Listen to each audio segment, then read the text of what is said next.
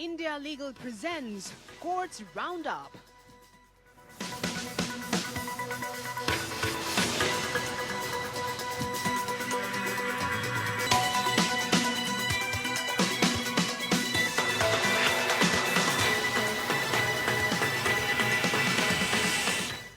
नमस्कार, मैं हूं आपके साथ नेहा दुबे। कोर्ट्स राउंडअप में आपका बहुत बहुत स्वागत है। इस बुलेटिन में अगले आधे घंटे हम आपको कोर्ट से जुड़ी तमाम छोटी बड़ी खबरों से करवाएंगे रूबरू। कोर्ट की कार्रवाई और सुप्रीम कोर्ट से लेकर हाई कोर्ट्स और लो कोर्ट्स तक के फैसलों को रखेंगे आपके सामने। तो आइए शुरू करते हैं courts roundup. India Legal presents Courts Roundup.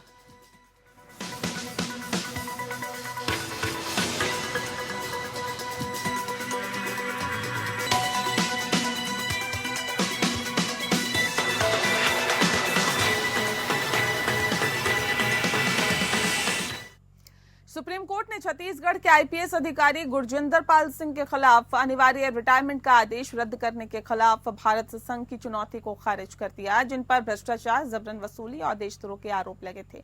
Justice Rishikesh Roy, justice SVN Bhatti की खंडपीठ ने दिल्ली हाईकोर्ट के उस आदेश को संघ की चुनौती पर यह आदेश पारित किया, जिसमें सिंह के अनिवार्य रिटायरमेंट रद्द करने के केंद्रीय प्रशासनिक न्यायाधिकरण के फैसले को बरकरार रखा गया था।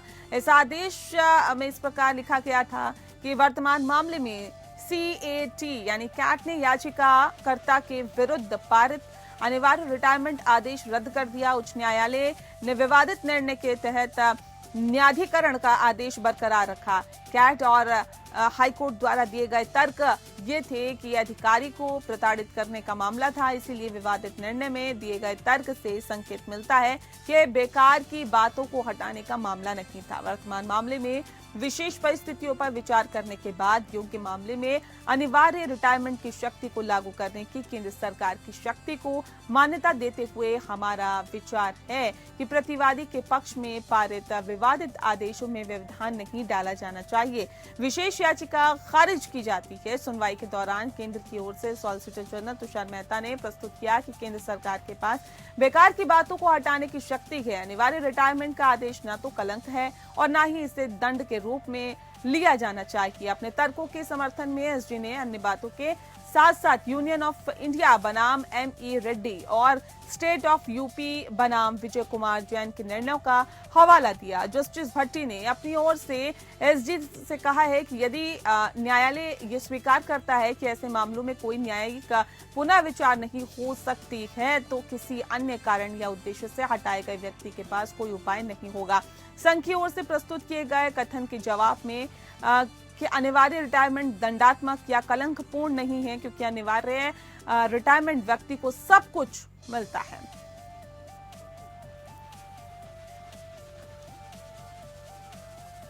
सुप्रीम कोर्ट ने विश्व हिंदू परिषद द्वारा आयोजित एक कार्यक्रम के दौरान इलाहाबाद हाईकोर्ट के वर्तमान न्यायाधीश जस्टिस शेखर कुमार यादव द्वारा की गई विवादास्पद टिप्पणी पर संज्ञान लिया है। इन टिप्पणियों ने देश भर में बहस छेड़ दी है, जिसमें समान नागरिक संहिता के कार्यान्वयन का समर्थन करने वाले बयान और ये दावा शामिल है कि भारत को बहुसंख्यक समुदाय की इच्छाओं के अनुसार संचालित किया जाना चाहिए। सुप्रीम कोर्ट ने एक आधिकारिक बयान जारी करते हुए कहा कि इलाहाबाद कोर्ट ने इलाहाबाद हाई कोर्ट के वर्तमान न्यायाधीश जस्टिस शेखर कुमार यादव द्वारा दिए गए भाषण की समाचार पत्रों में छपी खबरों पर संज्ञान लिया है।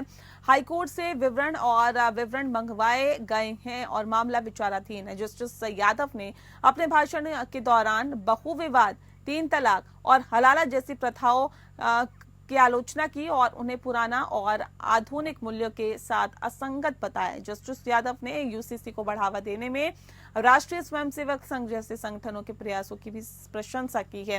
हालांकि उनके इस बयान कि भारत बहुसंख्यक समुदाय की इच्छा के अनुसार चलेगा की काफी आलोचना की गई।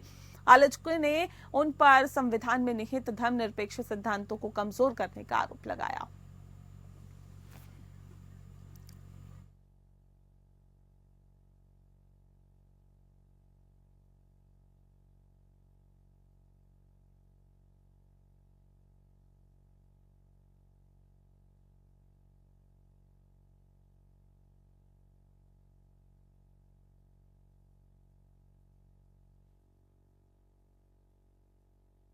जो कठमुल्ला है जिसे कह दीजिए आप, वो देश के लिए घातक है। जो भी चीज मनुष्य के खिलाफ रही है, हम आकर खड़े हुए हैं। अगर कमियां हैं तो दूर क्यों नहीं होनी चाहिए। यहाँ पर रहने वाला व्यक्ति भारतीय है, जो केवल और केवल पूजा पद्धति करने वाला, मंडप स्टार्ट करने वाला, चंदन लगाने वाला व्यक्ति ही हिंदू, ऐसा नहीं है। हमारे यहाँ बच्चा पैदा होता है, वेद मंत्र पढ़े जाते हैं। आपके यहाँ तो बचपन से बच्चे को सामने रख करके वध किया जाता है। हमारे यहाँ बच्चा पैदा होता है, बचपन काल से उसको ईश्वर की ओर बढ़ाया जाता है, वेद मंत्र पढ़े जाते हैं, अहिंसा के बारे में ले जाया जाता है, तमाम चीजें बताई जाती हैं। लेकिन आपके साथ, आपके यहाँ तो बचपन से बच्चे को सामने रख करके वध किया जाता है पशुओं का।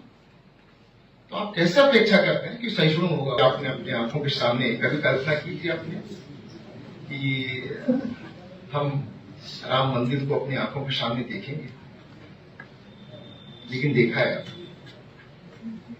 हमारे पूर्वज तमाम बलिदान होकर चले गए, इसी आस में कि हम इसको अपने राम लला को मुक्त होते हुए देखेंगे, भव्य मंदिर बनते हुए देखेंगे, लेकिन वो देख नहीं पाए। किया उन्होंने और देख आज हम रहे। प्रवासी मजदूरों को मुफ्त राशन मुहैया कराए जाने की मांग वाली याचिका पर सुनवाई करते हुए सुप्रीम कोर्ट ने सरकार द्वारा मुफ्त में बांटी जा रही राशन पर चिंता जताई है। जस्टिस सूर्यकांत की अध्यक्षता वाली बेंच कोरोना महामारी के दौरान प्रवासी मजदूरों की समस्याओं पर स्वतः संज्ञान लेने के मामले पर कहा कि आखिर कब तक ऐसे ही राशन मुफ्त में दिया जाता रहेगा।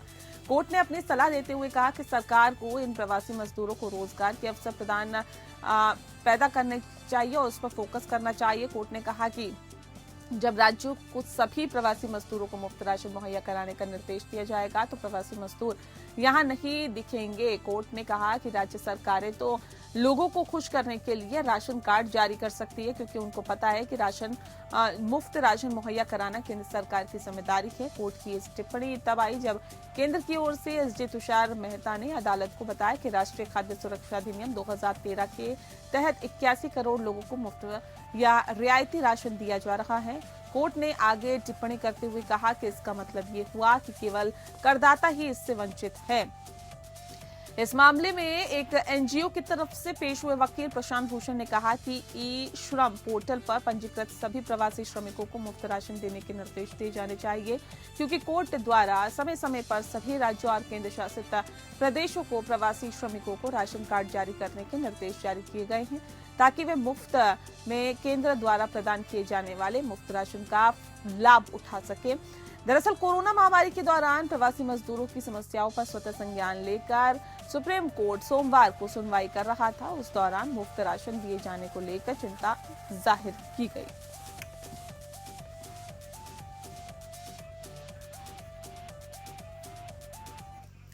अगली खबर का रुख करते हैं। इंडियन मेडिकल एसोसिएशन बनाम वीपी शांता में 1995 के फैसले पर पुनर्विचार करने से इनकार करने वाले सुप्रीम कोर्ट के 7 नवंबर के आदेश के खिलाफ पुनर्विचार याचिका दायर की गई है, जिसमें कहा गया है कि मेडिकल पेशेवर उपभोक्ता संरक्षण अधिनियम 1986 के दायरे में आते हैं। पुनर्विचार याचिका में कहा गया है कि डॉक्टर्स को उपभोक्ता संरक्षण अधिनियम से हटाने से डॉक्टर का गिरता मनोबल बढ़ेगा, डॉक्टर रोगी संबंधों में सुधार होगा और निकट भविष्य में स्वास्थ्य सेवा वितरण संकट को रोका जा सकेगा।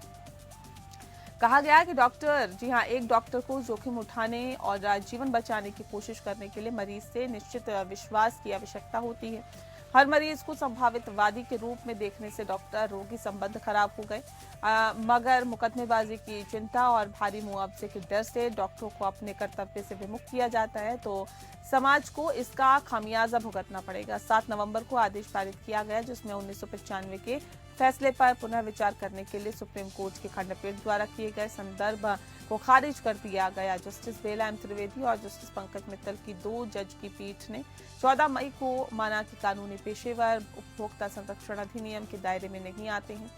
कहा कि वीपी शांता में 1995 के फैसले पर पुनर्विचार की आवश्यकता है। इसके बाद ये मामला जस्टिस बीआर गवाई और जस्टिस प्रशांत कुमार मिश्रा और जस्टिस के वी विश्वनाथन की 3 जजों की पीठ के समक्ष आया, जिसने कहा कि संदर्भ आवश्यक नहीं था। इससे किसी अन्य पेशे का संदर्भ देने की आवश्यकता पर भी सवाल उठाया, क्योंकि न्यायालय ने पहले ही माना है कि कानूनी पेशा अपने आप में एक अलग पेशा है।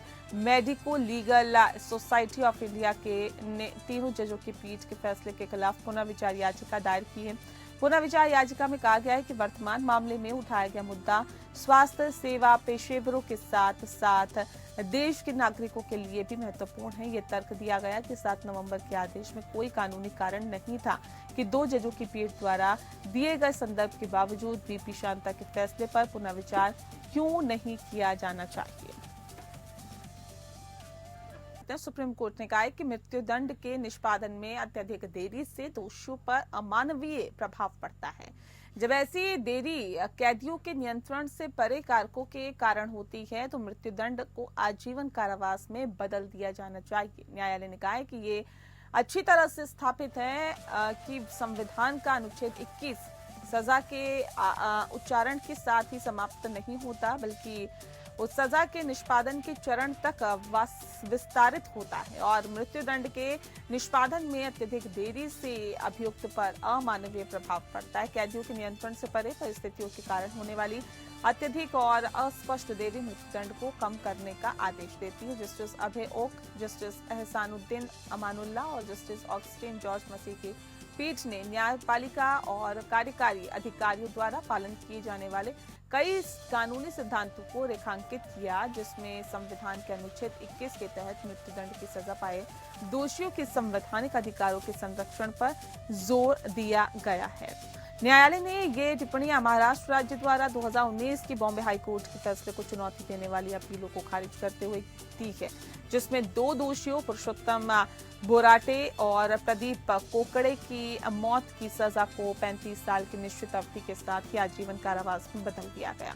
ये मामला 2007 में पुणे बीपीओ की 22 वर्षीय कर्मचारी के साथ सामूहिक बलात्कार और हत्या से जुड़ा है। इस मामले में प्रक्रियात्मक खामियों और देरी के बारे में कई सवाल उठाने के बाद सुप्रीम कोर्ट ने फैसला सुरक्षित रख लिया। मृत्युदंड के निष्पादन के अनुचित अस्पष्ट और अत्यधिक देरी का सामना करने वाले दोषी संविधान के अनुच्छेद 32 के तहत सुप्रीम कोर्ट का दरवाजा खटखटा सकते हैं। हालांकि न्यायालय ने स्पष्ट किया है कि मृत्युदंड को बरकरार रखने वाले न्यायिक निष्कर्षों पर पुनर्विचार नहीं करेगा, बल्कि अत्यधिक देरी के प्रश्न पर निर्णय लेने के लिए सभी परिस्थितियों की जांच करेगा।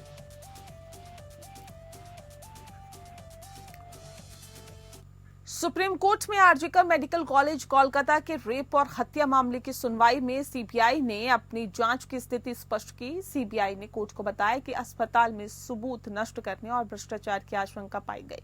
सॉलिसिटर जनरल तुषार मेहता ने सीबीआई की ओर से बताया कि इस मामले में 3 श्रेणियों के आरोपियों की पहचान की गई है। पहला रेप और हत्या से संबंधित, दूसरा घटना के लिए जिम्मेदार और तीसरा भ्रष्टाचार से जुड़े पहलू। सीबीआई ने बताया है कि ट्रायल सोमवार से गुरुवार तक प्रतिदिन स्पेशल सीबीआई कोर्ट सियालदह में हो रहा है और अगले हफ्ते तक ट्रायल खत्म होने की उम्मीद है। मामले में वकील वृंदा ग्रोवर ने पीड़िता के माता पिता का पक्ष रखते हुए कहा कि उन्हें सीबीआई से पूरक आरोप पत्र दाखिल करने की उम्मीद है, जिससे इस अपराध में शामिल सभी दोषियों का पर्दाफाश हो सके। उन्होंने कोर्ट को बताया है कि कुल 81 गवाहों की गवाही दर्ज होनी चाहिए और जिसमें से 43 की गवाही पूरी हो चुकी है।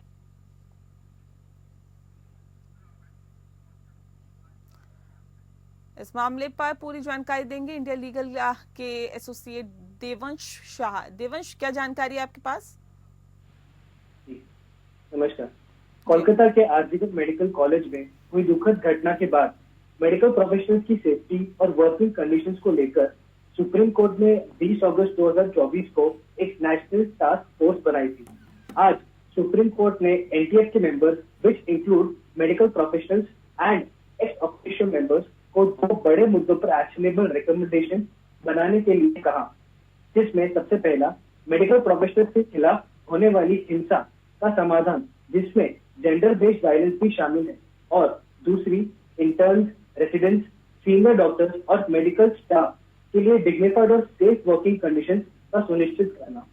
कोर्ट ने एनटीएफ को यह भी कहा कि वो डाइवर्स स्टेक होल्डर्स के इनपुट्स लेकर एक एक्शन प्लान बनाए जो डिस्ट्रेस कॉल सिस्टम्स, ड्यूटी और रेगुलेशंस और अफेक्टेड प्रोफेशनल्स के लिए कॉम्पेंसेशन फंड जैसे इश्यूज को एड्रेस करे। एनटीएफ का अपना रिपोर्ट 12 हफ्तों के अंदर सबमिट करने का निर्देश दिया गया है। एडिशनल पार्टीज जैसे स्टेट रिप्रेजेंटेटिव्स और डॉक्टर्स के एसोसिएशन ने रिकमेंडेशंस और सजेशंस प्रस्तुत किए, जिन्हें एनटीएफ के इवैल्यूएशन के लिए भेजा जाएगा। स्टेट गवर्नमेंट और दूसरे स्टेक होल्डर्स को एनटीएफ के फाइंडिंग्स पर अपना जवाब देने के लिए 6 हफ्तों का समय दिया गया है। इस केस की अगली सुनवाई 17 मार्च 2025 को होगी। धन्यवाद। बहुत शुक्रिया आपका देवंश, तमाम जानकारी हम तक पहुंचाने के लिए। एफआईआर कई तरह से होते हैं, इसमें से एक है जीरो एफआईआर। आइए इंडिया लीगल वेब रिपोर्टर से समझते हैं कि दरअसल जीरो एफआईआर क्या होता है।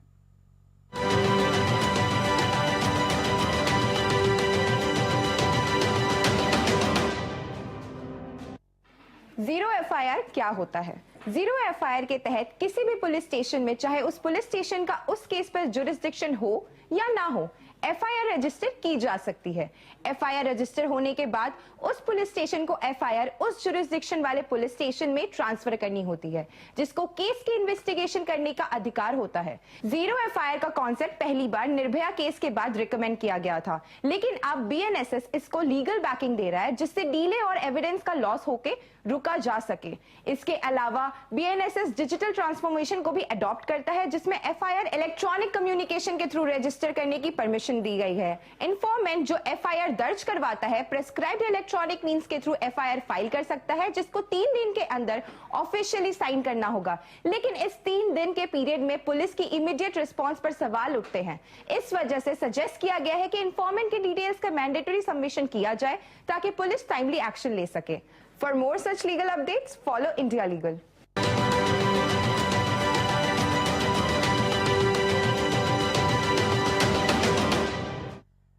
पंजाब हरियाणा हाईकोर्ट ने 4 दोषियों को दोहरी हत्या के मामले में दोष सिद्धि को बरकरार रखा है और कहा है कि एक दोषी पर लगाया गया 50,000 का जुर्माना बेहद कम है और सह दोषियों के बीच जुर्माने की राशि में असमानता नहीं होनी चाहिए। जस्टिस सुरेश्वर ठाकुर और जस्टिस कुलदीप तिवारी ने कहा है कि धारा 302, 149 आईपीसी के तहत दोषी गुरुदेव सिंह पर लगाया गया 50,000 रुपए का जुर्माना बेहद कम है और इसे बढ़ाया जाना चाहिए, क्योंकि जुर्माने की राशि मृतक के परिवार के सदस्यों को दी जानी चाहिए। इसके अलावा अन्य सह दोषियों पर लगाए गए जुर्माने की राशि में कोई असमानता नहीं होगी। पीठ ने जुर्माने की राशि को अन्य सह दोषियों के बराबर बढ़ाकर 2 लाख रुपए कर दी है। न्यायालय 4 दोषियों की अपील पर सुनवाई कर रहा था, जिन्हें पिता पुत्र की हत्या और एक अन्य की हत्या के प्रयास के लिए भारतीय दंड संहिता की और शस्त्र अधिनियम की धारा 25-27 के तहत दोषी ठहराया गया था। तीनों को आजीवन कारावास की सजा सुनाई गई, सिवाय एक गुरुदेव सिंह के, जिसे 10 साल के कठोर कारावास की सजा सुनाई गई। झगड़ा एक भूमि विवाद को लेकर हुआ था, जिसमें आरोपी व्यक्तियों को इस बात पर आपत्ति थी कि भूमि का कब्जा मृतक व्यक्तियों का है। आरोपी व्यक्तियों द्वारा गोलियां चलाई गई और एक पिता पुत्र की मृत्यु हो गई और एक अन्य गंभीर रूप से घायल हो गया। पूरी घटना की गवाही घायल व्यक्ति ने दी है, जिसने शिकायत दर्ज कराई थी। हालांकि न्यायालय ने मामले में मृत्युदंड देने की दलील को खारिज कर दिया, ये कहते हुए कि मामला दुर्लभतम मामलों की श्रेणी में नहीं आता है। ये याचिका का निपटारा करते हुए न्यायालय ने दोषी गुरुदेव सिंह पर लगाए गए जुर्माने को अन्य सह दोषियों के बराबर बढ़ाकर 2 लाख रुपए कर दिया।